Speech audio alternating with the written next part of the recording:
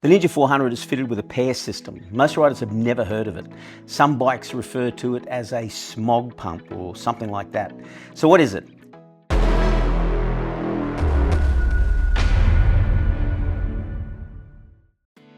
PAIR stands for Pulsating Air Injection Reactor, and it looks like this.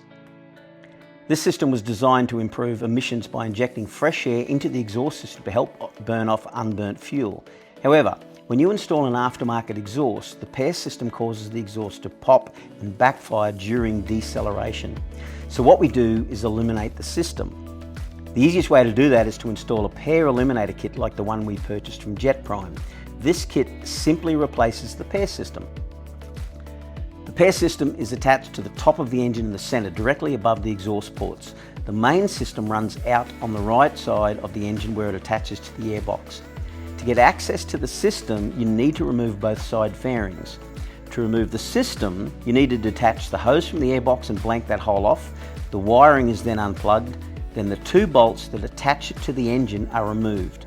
It's a little bit fiddly, but it can be done fairly easily. The Jetprime kit comes with a blank off plate and bolts, and also the electrical plug that prevents the warning light from activating on the 2023 and later models. The first question is, why would we remove the PAIR system? First, it eliminates popping and backfiring by removing the source of the additional oxygen that causes that popping and backfiring. Second, with the PAIR system disabled, you can achieve more accurate air-fuel ratio readings when dyno tuning the bike.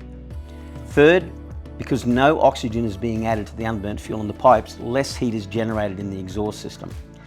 The second question is this: does eliminating the PAIR system have any effect on performance? While there is a small weight saving, the answer is a definite no. There are zero engine performance benefits. So that's it. See you in the next video. Safe riding.